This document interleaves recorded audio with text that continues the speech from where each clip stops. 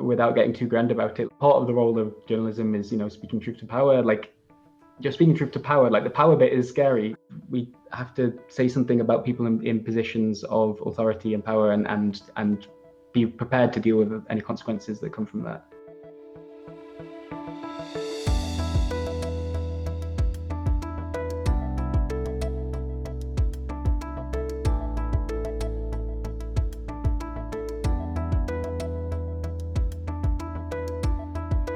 We worked at the same company. I worked for Eurogamer, and Annie worked on like the graphics team, design team across multiple sites. And we had been working together on a video series called Here's the Thing, which, side note, I'm so glad we're now called People Who Make Games. It's such a better name than what we would have been stuck with.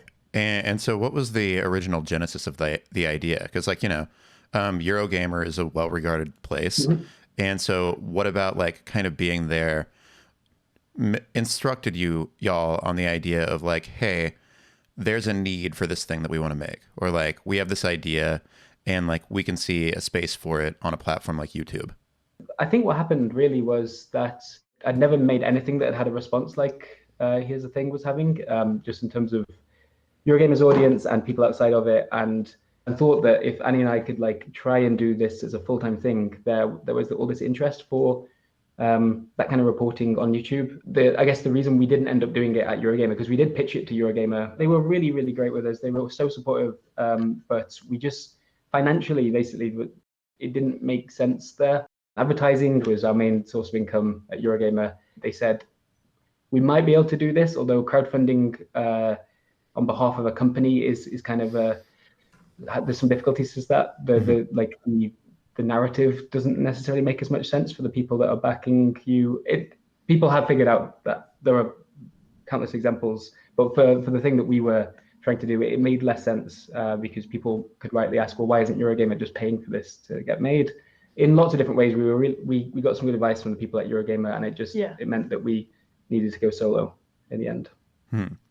And so when you were conceiving the idea, what were kind of the main building blocks of it? What were the biggest priorities to you in terms of like, okay, this is going to be People Make Games' identity. These are the things that we need to realize our vision.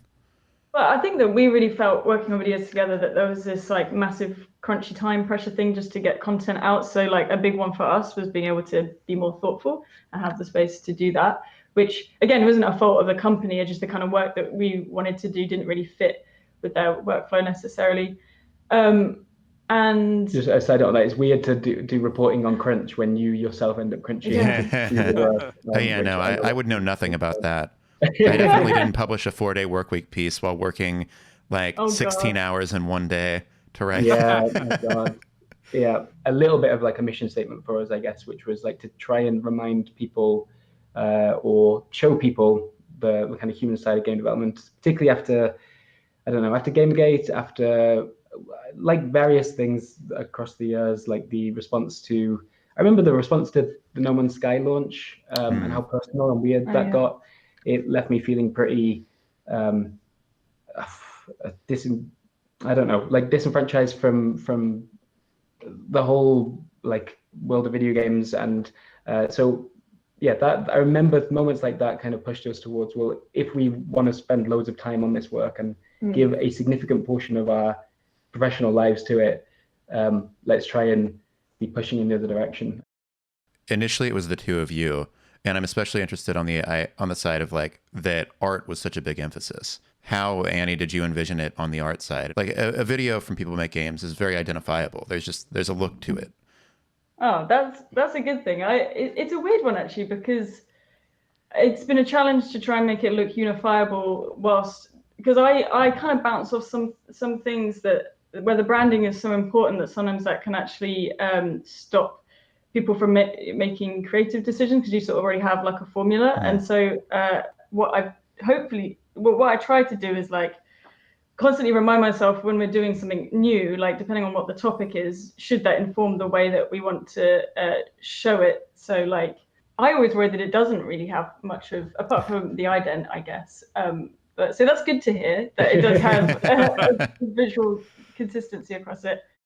there's two tools that having Annie's illustrations provide me as a journalist, and one of which is like usually when you're writing a video, you're thinking about what visuals accompany that all the time, and sometimes it's me waving my hands and talking to camera, but that doesn't feel, that doesn't work all the time. So it's really nice to be able to write something super boring and dense, and then call up Annie and go, so Annie, can you look at this paragraph? And she'll be like, oh yeah, and then she has to come up with something to accompany it. But I think also, like you say, Nathan, we are delving routinely into topics that are a little dense or multifaceted. And I think that one of the virtues of having Annie's animations is that it lets the viewer know that they're dealing with videographers who've spent time with this subject matter. Because, there's so much junk on YouTube where someone will seem like they know what they're talking about, but they haven't researched the topic. Whereas just seeing an infographic or some kind of animation, or even just some fluff that looks really nice on screen, but took a lot of time, lets you know that the journalist probably spent time on this topic as well. Well, yeah. So, Quins, you came on board third a little bit more recently. And so I was just wondering, what about this project? What about People Make Games drew you to it? Especially because, I feel like you have many other things going on too. So why did you look at this and then say, well, I'm going to add that to the plate. I'll also do that too. Well, like all good things, my journey with People Make Games began in a pub. And I was saying to Chris, so I get this from my wife. My wife, is like a sort of semi-believer in magical thinking, and you have to put things out into the universe. And what I really wanted to do, because I get bored really easily, I spent 10 years as a dedicated video game journalist, and then got a little bored, and then spent 10 years looking at board games, and tabletop, and that was really exciting. But, I sort of had this nagging desire to do something a bit different. So I was in the pub with Chris and talking about how I just maybe wanted to cover sports and games, because I love game design. I love games journalism, but games journalism tends to just be video games. And so I thought, well, what about all kinds of weird sports and physical games that people aren't playing? Stuff like, I don't know, competitive tag, or the world's biggest airsoft competition, or I shouldn't give away my other ideas for stories. But Chris and Annie had this magical thing where they had a crowdfunding platform that enabled them to spend a lot of time on individual projects, which is kind of what I needed to do to justify doing videos on sports. And so Chris cleverly connected these two dots and said, Quins, what if you came and covered sports on People Make Games? And I went, great. And then I did exactly one video on kabaddi, which is this amazing Indian sport that's one of the most amazing televised sports, very energetic, super exciting. And then the pandemic happened. And that was it. So immediately had to cancel the product. What was going to happen is I was going to go and learn about real life Quidditch and train to be a golden snitch. The Quidditch community are made up of the Quidditch community is super accepting. It's one of the few sports that enables it completely ignores gender of any kind. So, whatever your gender expression or identity, you can play on the same team with everybody else. And so they've been trying to distance themselves from the transphobic author of Harry Potter to keep their sport alive. So that's cool. Anyway, none of this happened because coronavirus. Yes, it's COVID. So but I really like working with Chris and Annie. I really love this ability to essentially just, the format of PMG, which is so amazing and so beautiful and fills me with faith for the future of journalism. It's crowdfunding essentially enables journalists to spend ages on whatever they're interested in. And to me, as a journalist who's worked for, countless outlets, that's the dream gig. I just want to look at things for a while.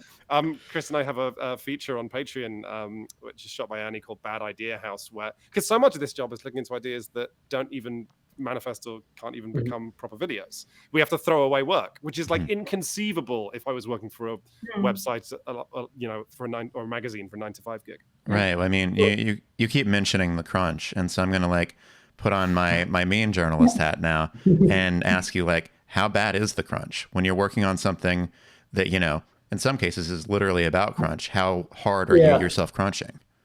Maybe I'm aware that word gets thrown around and can mean lots of different things, particularly in the games industry. I think we are certainly on the side of it where it's usually just in the run up to a particularly involved piece, or some of the longer work that we've done. It can be in the week leading up to it.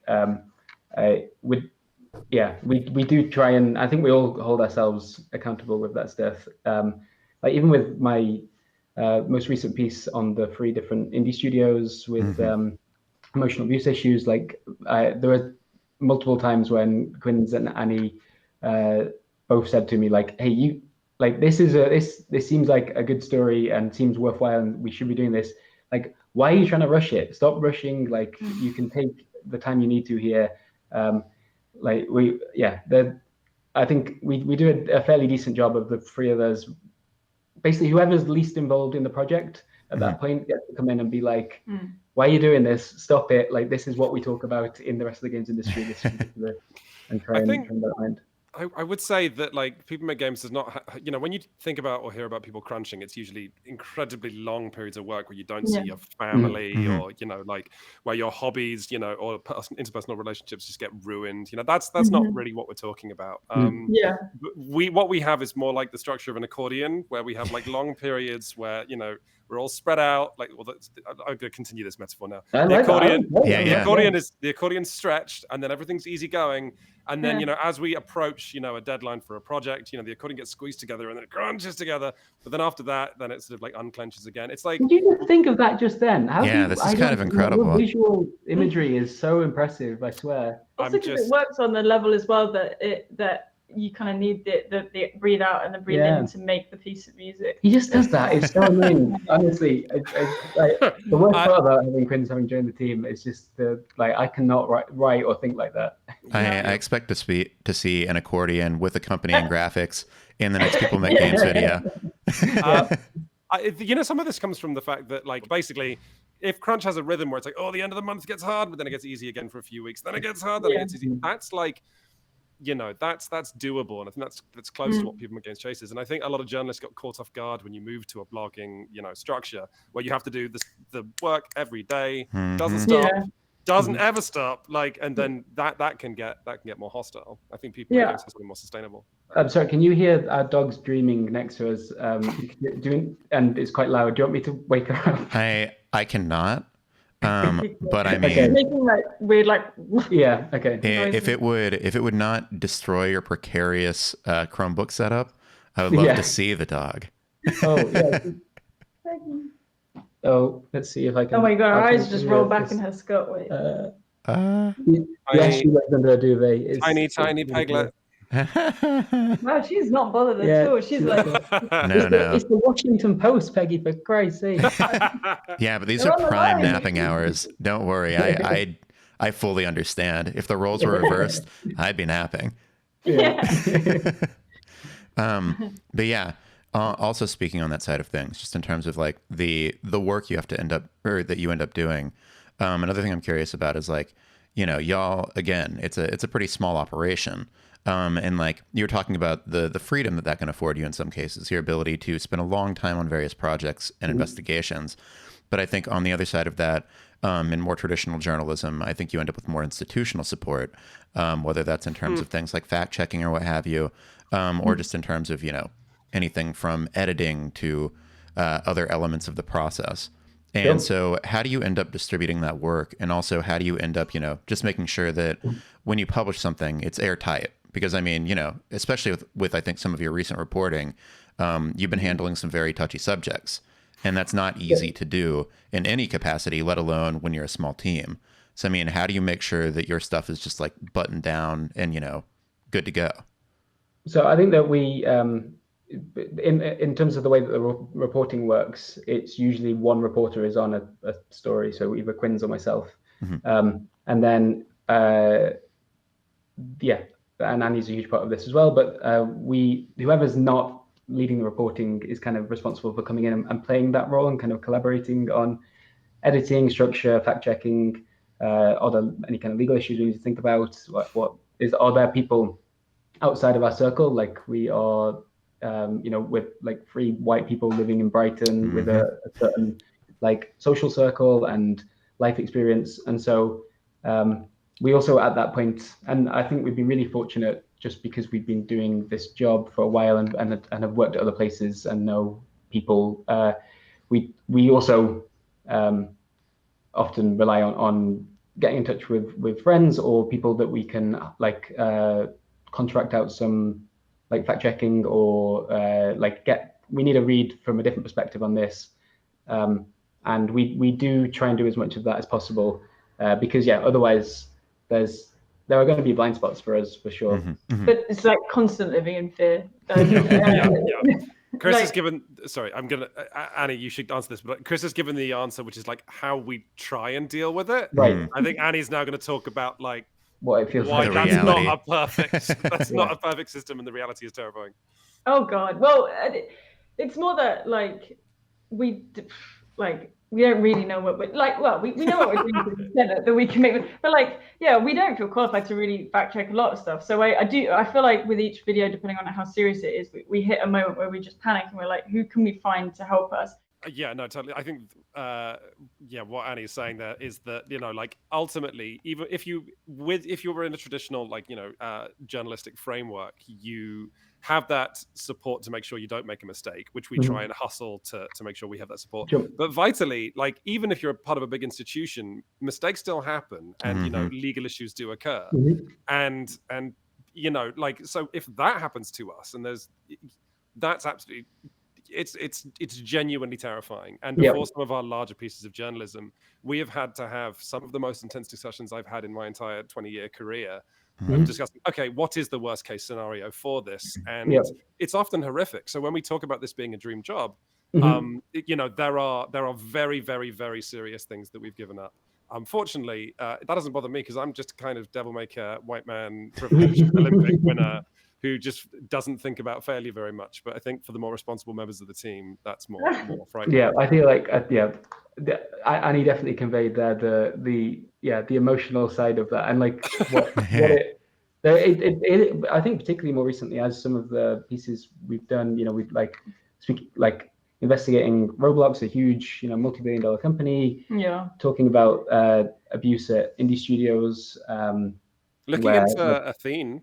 Yeah, I mean that dates back even further. But I think there's been more of it more recently, and so we've been it's more in the forefront of our minds, I think. But I think it would be worrying if just having done more of it would make us more confident. If we weren't afraid right now, that's probably more of a worrying sign in a way. We take it really seriously. Yeah, I would actually maybe say that is the thing that keeps me up at night before a video, like particularly if I'm going through doing animation stuff and going through all the final things in the timeline, and I've listened to the video about 10 million times. Like, lying in bed thinking like, wait, if we use that phrase, is that implying something that could then be followed up by somebody who was going to interpret that in a different way? So it does, there's tricky things. To be clear, we do have access to legal support, and and now thankfully because of the funding that we receive from our patrons, like we have the capability to pay for proper legal support to help us in those moments, which is absolutely vital.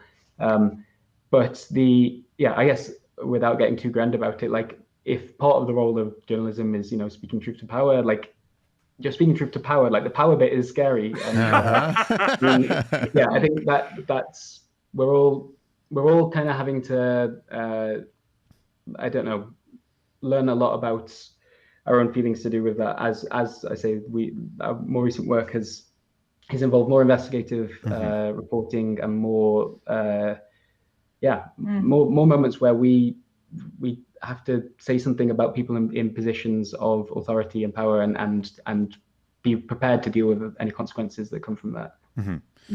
Yeah, especially because like my impression, maybe this changed in more recent years, but my impression of things broadly is that UK libel law is not as forgiving to the person to the accused party as US libel law is, which I mean, I think that makes it even harder to do investigative work.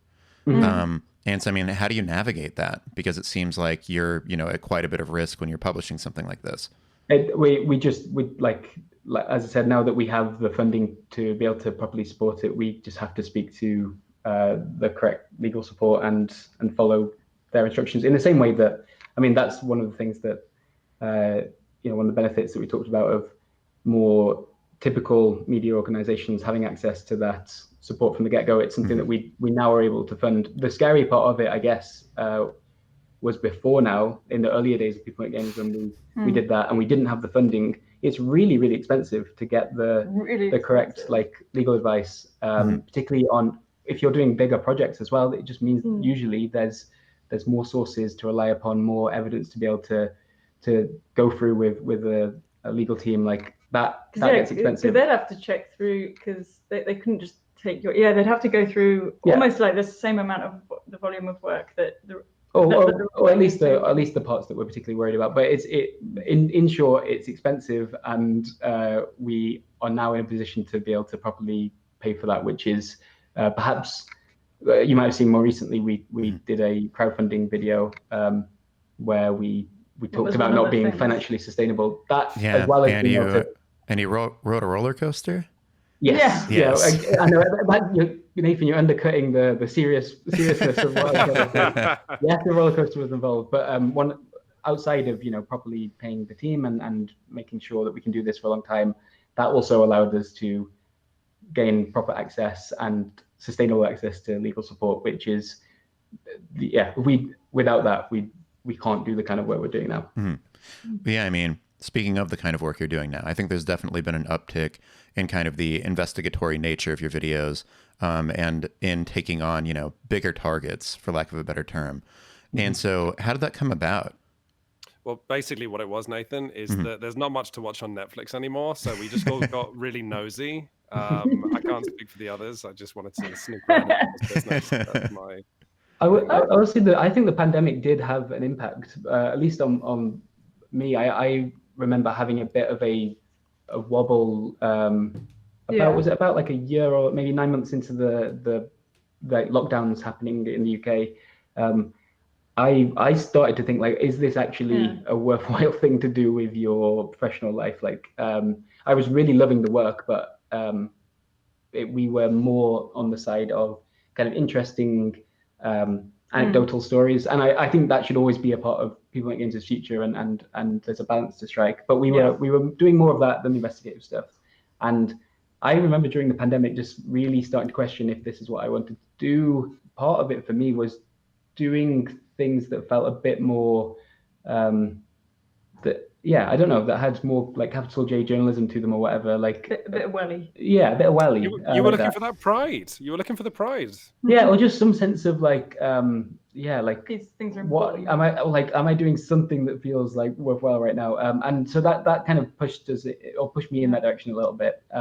I think maybe that's like underselling your passion and enthusiasm for that stuff. I think the pandemic was a bit of a catalyst for you, because you sort of had a moment where like you were questioning everything, as probably like most people were. So I think it definitely accelerated your desire to do that stuff. But like the Athene stuff was before then, and I feel like you've always, I think it more, at least from obviously knowing you very well, I feel like there is a natural progression where if you like investigative reporting, you find something and it's interesting, and then if you are diligent enough, then you suddenly realize that there are threads that are tangentially related. So I think it's more of a byproduct of the way in which you look into stuff. I think it has led you to, because I don't think all the stories have always started out really.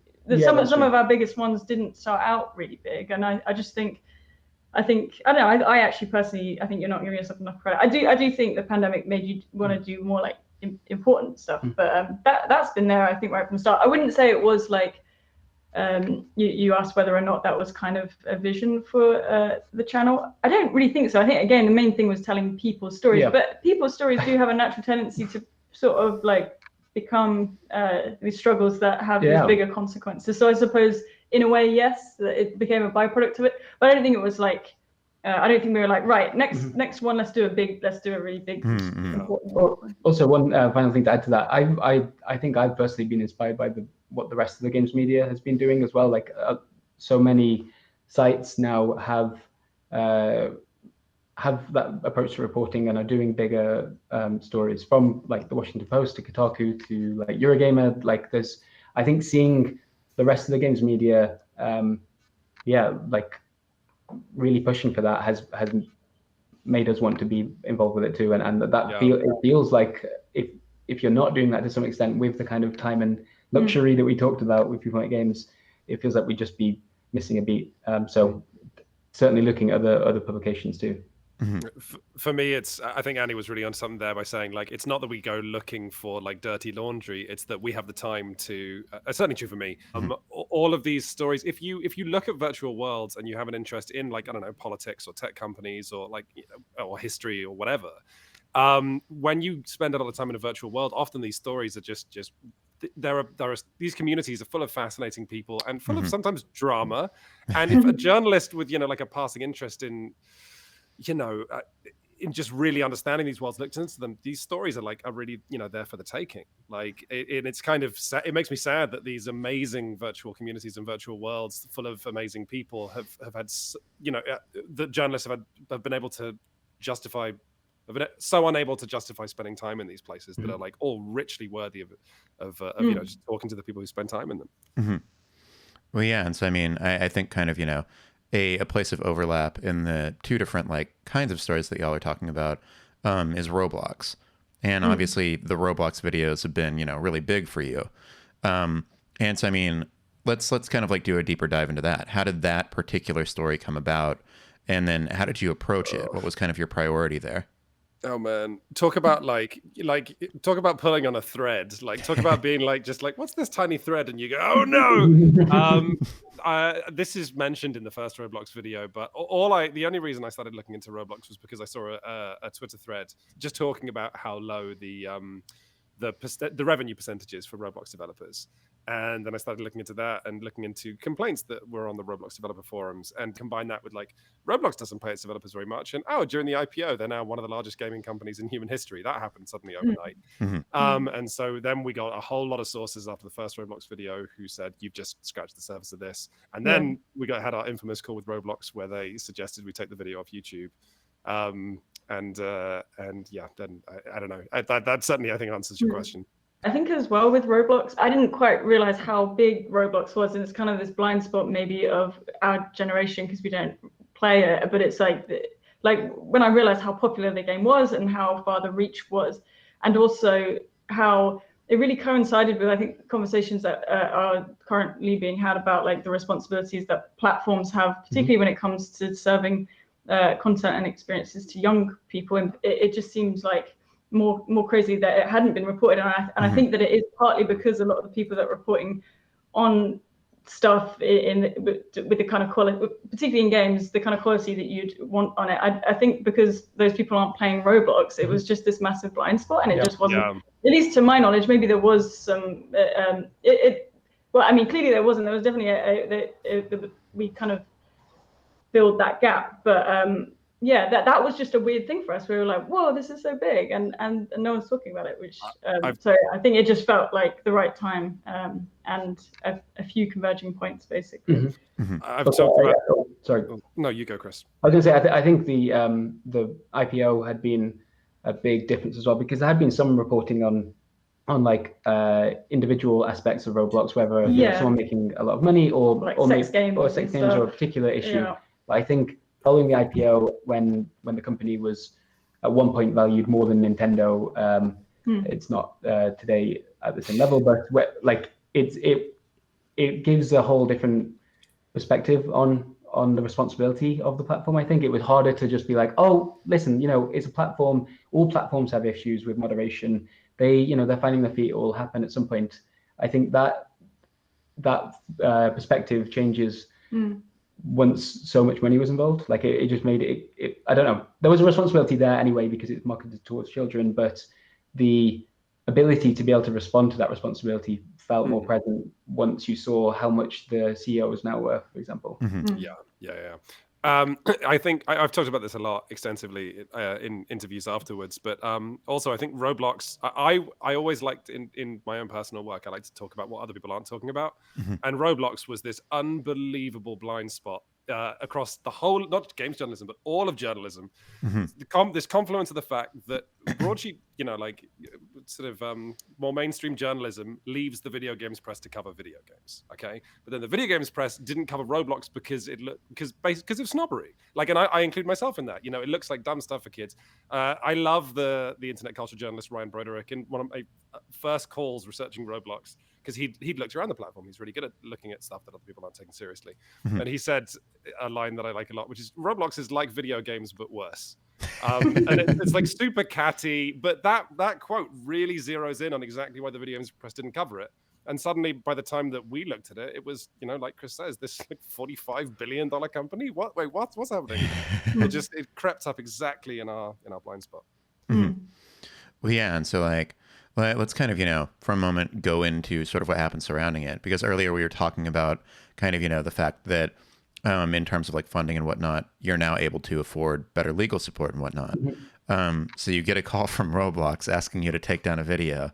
And like, we should be clear. I was emailing with them, and they asked if I said we were working on a follow-up video and we'd love to speak to them. And then they said, okay, let's speak on the phone. And then in that phone call, they were not enormously helpful in arranging an interview, and mostly wanted to know what was in the second video that was working. And they did not call us up and ask us to take down the video. Right. It's slightly different. Okay. But in any case, you're on the phone with them and they say those sorts of things.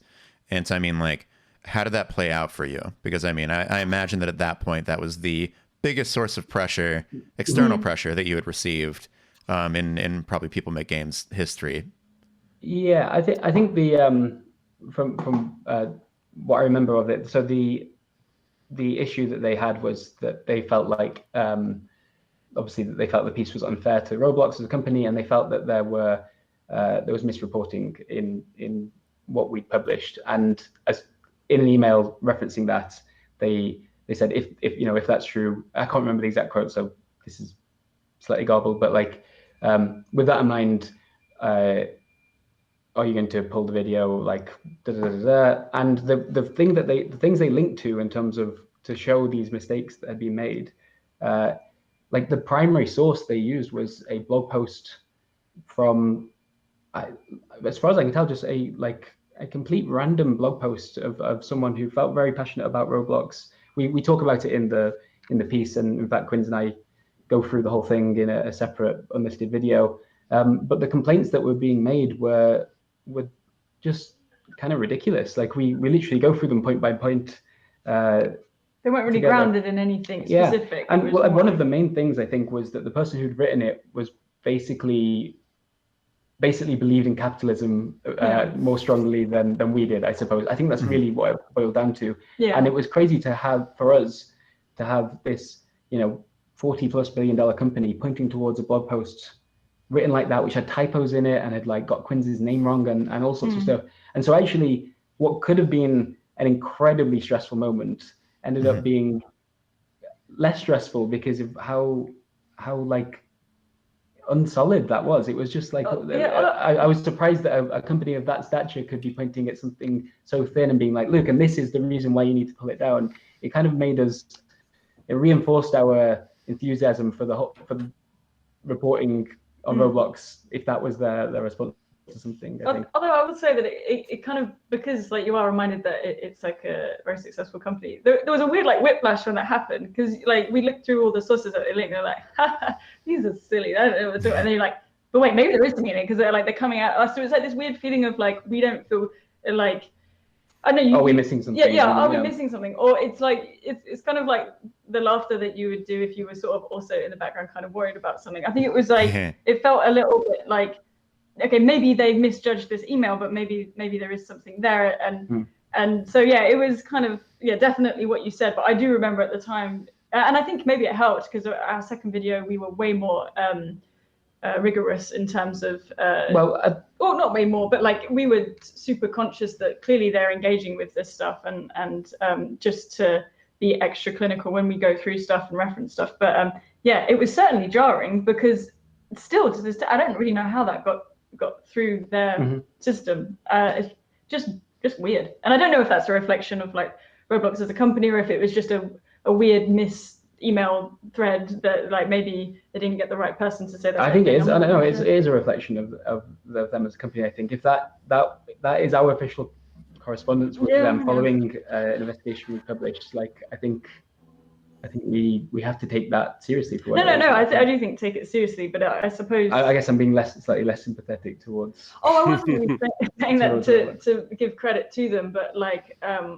all I mean by that is it's hard to really know where they're at as a whole, like if they're having big meetings at the top of the company, or if it's more like they've kind of delegated the task of squashing this to some people like lower down in the team structure. It definitely left us feeling a bit like in the dark about it. It's also worth, given that our reporting or had been so focused on Roblox, this now very like valuable grown-up company is dealing with these issues that we're talking about in a kind of haphazard way at times, or just like not acting when it should. It felt like receiving an email like that kind of did contribute to this image of the company that we were already starting to create for ourselves. So yeah, that was a part of it too.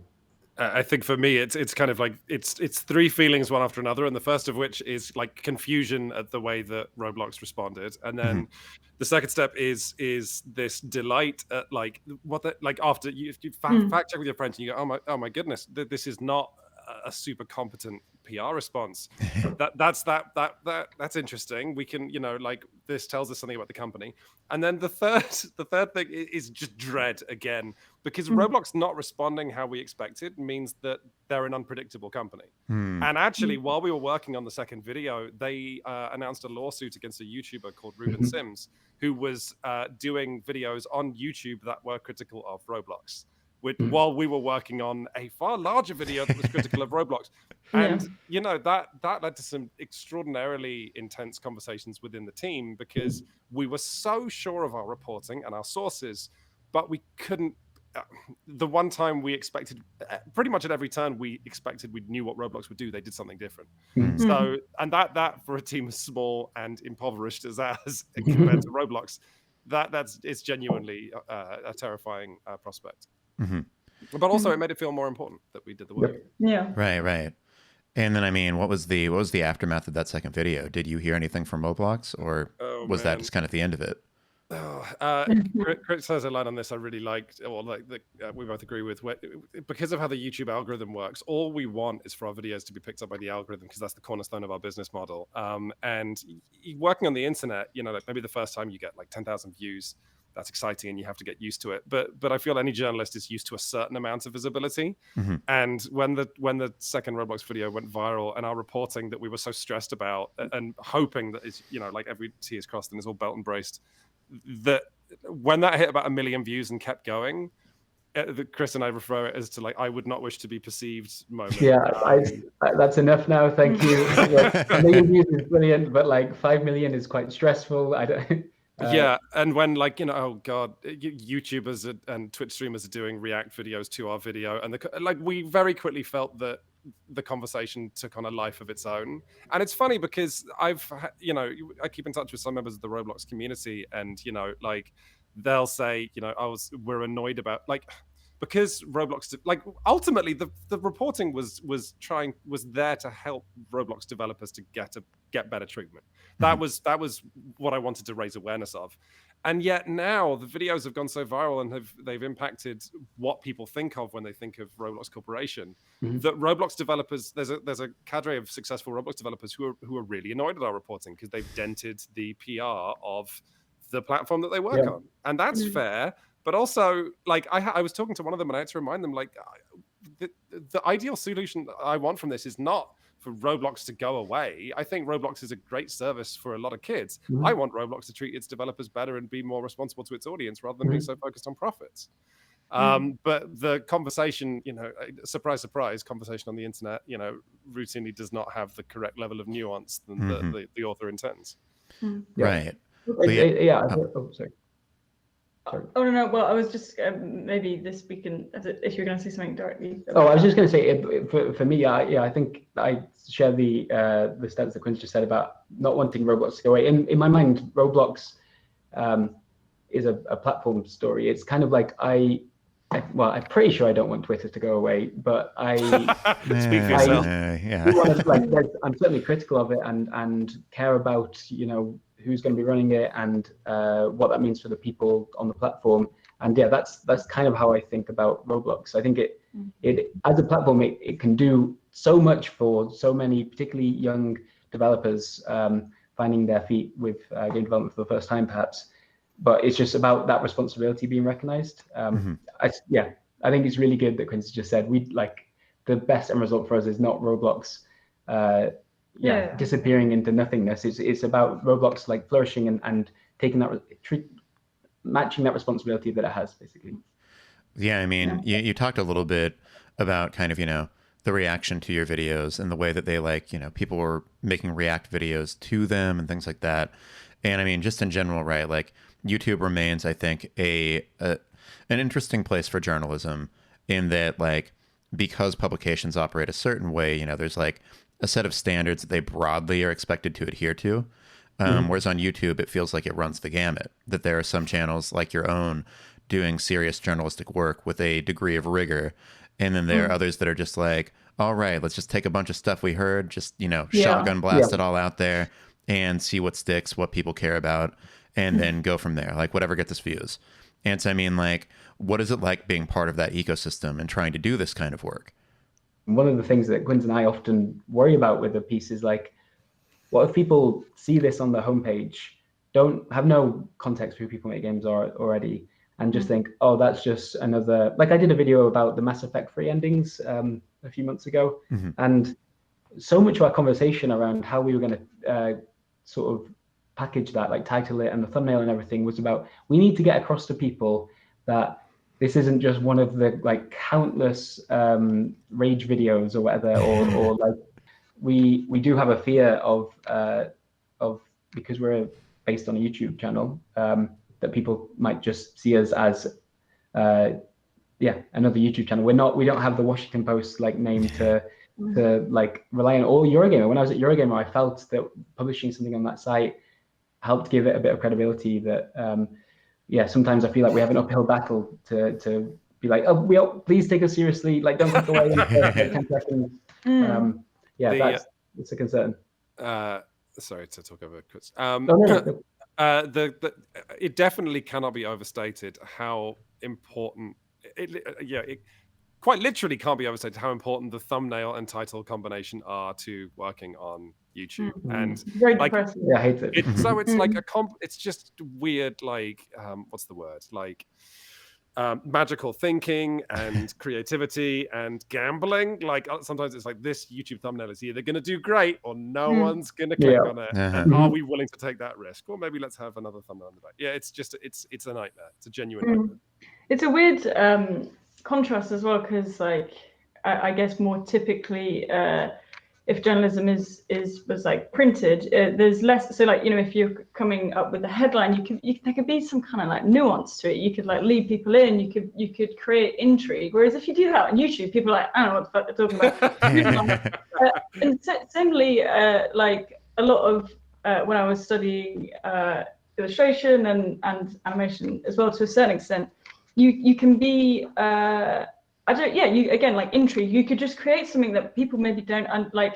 If it was a cover illustration for an article, it could just be a really cool image that obviously you want to reflect the subject, but like people don't need, because they're already bought into they've already bought the paper or the magazine, so you're not trying to sell it, and that it's a really kind of like weird part of the job. And I don't think any of us like it, like Quinn said, but it's like you have this. It feels like you sort of you have to kind of like cheapen what you're doing a little bit just to try and make sure that it gets through the sort of lottery of different thumbnails and stuff like that. So it's definitely weird, and I think it like, I don't like how much importance it has. I have an example with that Mass Effect video that we talked about, which like I don't know if we got the title thumbnail right or whatever, but with the title, it's something like the inside story.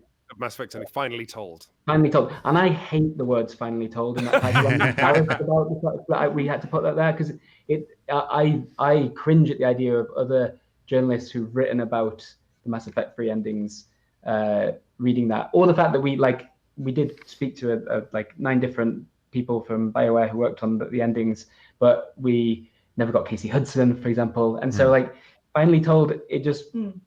It makes me cringe, but we were so worried about someone seeing that video and just being like, yeah, I've watched like 10 videos over the last decade about Mass Effect freeze endings.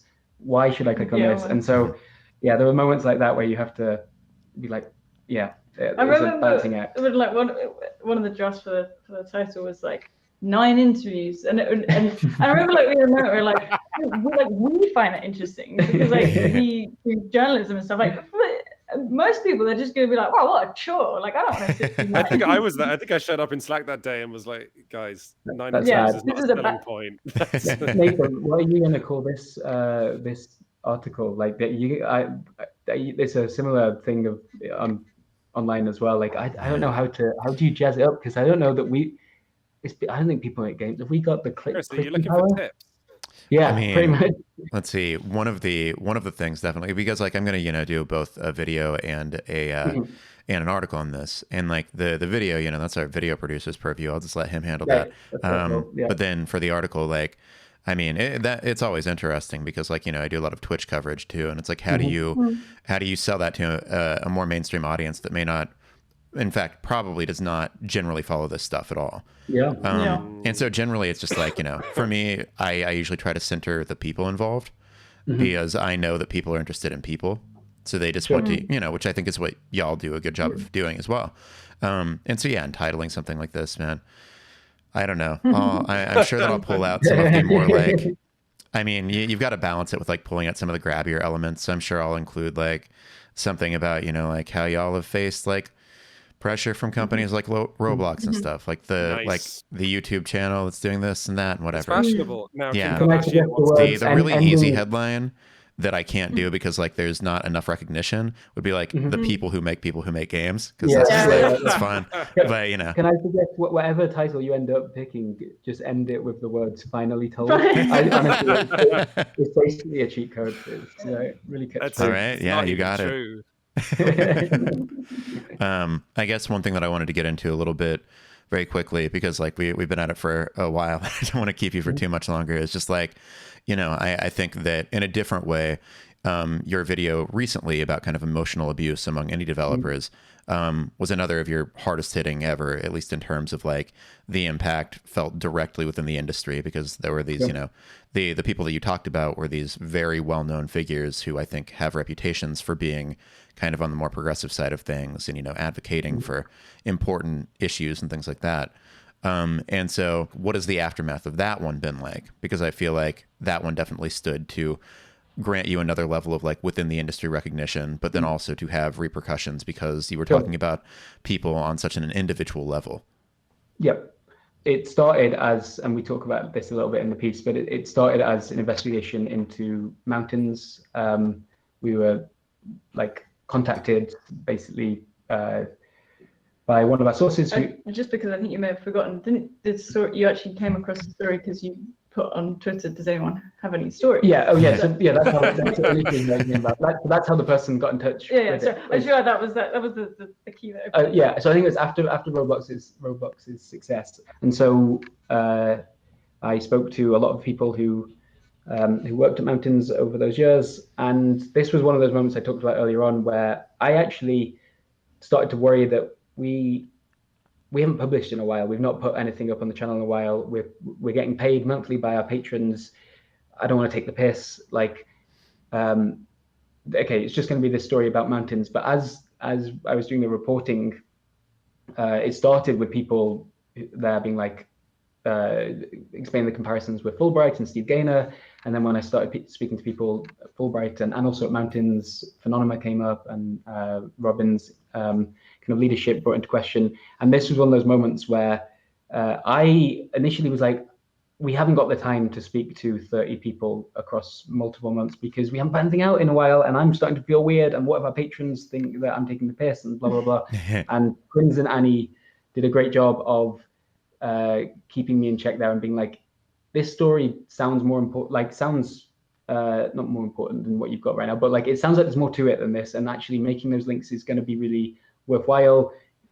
Yeah, spend, I think it was 3 months in the end on that piece. So that's how it came about. In terms of the aftermath, objectively, I think we did everything right in terms of the reporting, and the people that I've spoken to have universally been really supportive of the piece and been really seem to be really pleased with how we conveyed the story. But just on a personal level, the fact that I don't know, we became part of the story in a small way, that our piece going up is followed so shortly by people's jobs being affected feels crap. It just feels really, really bad. Even if I know the reasons behind it are right, it feels awful. And it's a weird one. I think Quintin's talked about this a little bit before, but like in terms of the Roblox one, but for me with this piece, it's perhaps one of the pieces in my whole career that I've done that has had the kind of biggest response to it in terms of recognition from people in the games industry and our audience and everything. And you would think that maybe I would have enjoyed that recognition, or enjoyed like, oh wow, we did some really good work. I've hated everything to do with that video. It sucked. I think we did the right thing. I'm happy with the reporting. Objectively, if this was someone else's story, I'd be able to say all the right things, but being personally attached to it, the emotional connection there to people, having to find work afterwards has been like a difficult one to deal with. Prince is going to try and make me feel better again. No, I was gonna join the feel bad, down bad train. Okay. I was just gonna say that the thing that all of us, I think want to do with our work, and one of the reasons we're able to work quite hard on at least some days, is that we want to make the games industry a better place, and we want to start important conversations. And I think the thing that's been increasingly tricky as the channel gets more visible is that while we can raise issues and we can start important conversations and we can do exposés, the immediate aftermath of that is not, or certainly doesn't feel like it makes the games industry a better place. Usually there's a lot of anger and hostility, in the case of Chris's piece, people losing their jobs, or like sometimes it's just the individual sources that reported to you what they went through for a piece. For them, it can be really unpleasant. And those that, as anyone who's been following the Me Too movement knows, coming out and talking about an issue is often excruciatingly painful for the people affected by that issue. So as journalists, we're at the middle of this absolute tornado, but often you're trying to make the games industry a better place. But the very sources you're talking to when the video comes out, you don't know how their lives are going to be upended by your reporting. So while we're trying to do important work, it's all quite long-term work. And I think as a team, we've occasionally been blindsided by the fact that we release this big video and we get, occasionally lauded for it. But that's accompanied by a lot of really unpleasant revelations and interactions that make releasing a video rather than cathartic something a little more nuanced. Well, not nuanced, but unpleasant, I guess. Yeah, like with the Roblox piece, like that getting the attention it did, immediately being followed by hundreds of emails of people's trauma to do with Roblox is weird. It's publishing videos now that we're a bigger channel does feel different, and I guess what I'm just talking about and what we're talking about here is there's a bigger responsibility now. I think now that we have a bigger reach and that we've gained more attention over the last maybe 6 to 12 months, there's just more responsibility than ever to take that seriously, which I think we mostly do. And I do think without that feeling and knowing that feeling is coming, I think it's like when you were getting really worried about whether or not you'd done right by the sources and everything like that. Like a lot of conversations we were having is because you're worrying about it and because it is stressing you out, is probably a good sign that you are thinking about, it would be really weird, I think, to have one thing and not the other, to have the success and celebrate that without being really worried and wanting to make. So yeah, I suppose it's not that I'm saying that what you're going through, it's a weird one. It kind of feels like a necessary evil sometimes. I think this is a problem universal to all journalism as well. I think there is an extractive nature to it that you have to be aware of. It makes you feel uncomfortable. You have to be aware of it. You have to take that really seriously. And I think we just. Oh, go on, Quiz. Oh no, sorry, I cut you off. No, it's all good. I feel like our secret superpower and the source of all of our success and all of our pain has been the fact that all 3 members of Team BMG struggle with anxiety, and that means that. Yeah, so that means, we really double check everything's right, but it means that when a video comes out and suddenly a million people are having an incredibly complicated conversation with your piece at the center of it, it's that doesn't always feel amazing. It's humans are not meant to. Numbers like this. To operate at a scale of millions. We're pretty bad at it, actually. Yeah, I can picture a room full of a couple hundred people, but not more than that. No, no. Just imagine it's 200 people, like, Yeah. while we're looking at our pieces. That's way better. What has this given you a jumping off point for? Like, what are your plans for the future in terms of both like what you're going to, you know, make for your audience, like maybe different kinds of content, scaling up? Like, I mean, you know, in general, how do you envision people make games, you know, a year from now, 5 years from now, whatever? I can talk to it if let's get started. Yeah, sure. Oh, no, it's 5 years from now. Goodness, I can't. Yeah, And then yeah. how do you envision it 50 years from now? Oh, God. I think one thing that the three of us have been talking about a little bit as the channel has grown and we've received more funding over the last few months is the idea of maybe like Quintin and I are both middle-class white guys that live in Brighton. We talked about this before. Like we're like limited viewpoint on the world and trying to recognize that and see if we can work with people maybe on more of like a contract basis, like individual reporters to come in and tell stories, collaborating with other people who can tell stories either in different parts of the world or from a different perspective than we can, will hopefully be a part of our future. That seems like an exciting next step for sure. You said, you know, where do you hope we're going to be in 5 years? My personal hope is that I just won't have been cancelled for like. I specifically have. This clip's going to haunt you, man. Yeah. But if I put it out onto the internet, that I hope it doesn't happen. People might be more forgiving when it does. Okay, so it's this kind of magical thinking in your view. Oh, there you go. Yeah, totally. Yeah, No, but genuinely, I'm really excited about the fact that People Make Games enables me to, like, not all editors would have let me quite be so fire and brimstone in my editorial against Roblox Corporation while they were literally suing YouTubers. But I do feel that I really enjoy that People Make Games gives me the opportunity to look at stories that might be a little more adult or a little more edgy. In our Slack channel, we use the chili pepper emoji a lot to refer when Annie or I are maybe like pushing the boat out into a dangerous extent. So yeah, I'm hoping that in 5 years I've continued to coast just a Man, That's gonna get you there's cancelled. no way we're not getting cancelled. You heard yourself. Also, when you do get cancelled, people will post it with lots of chili pepper. Yeah. That's cool though. That's cool. Yeah, no, this actually leads to my real final question, which is, what's the most incendiary thing you can think of to say right now? yeah. Oh, dear. I was just going to say, for me personally going forward, what I'm really excited about, is carrying on doing what we're doing without being cancelled. That'd be great. But on top of that, is I think a big hit to morale for us was because of COVID not being able to go out, and because the challenge is People Make Games, and we so rarely actually sit in front of actual people that isn't just looking at people on a screen, going and meeting people and interviewing them, and just doing a little bit more of that because it's been so hit by COVID, and that was something we were going to do. So that's exciting. Yeah, for sure. Yeah. Our tip to YouTubers, just go outside. As soon as people see a video where you've taken a camera and a tripod and lights outside, you're imagining like, this person effort in. Oh, wait, here's my... I'm bought in. I found it, my headline. It's going to be People Make Games, and then in quotations, touch grass. I was going to say, touch grass. Yeah.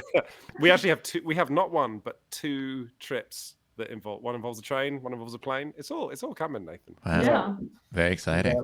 But yeah, I'm excited to see what happens in 50 years. Oh my God. 50 years, I'm definitely cancelled. Like, or dead. Your death is like the ultimate. That would be depressing. No, why that's such a bad note. Well, there we go. Sorry, I've been going through a weird thing recently where I realised we're going to outlive her, and I don't know. I don't think I'm coping with it very well. Oh, yeah. Annie, look on the bright side. You might not outlive her. Yeah. Oh my God. What is wrong with you people? What? Can we please end this call before someone says something? All right. On that note, because I always like my interviews to end talking about death. That's a perfect stopping point. All right. Thank you, guys. Yeah. Thank you, so much. Nathan. Yeah. This has been really, really fun.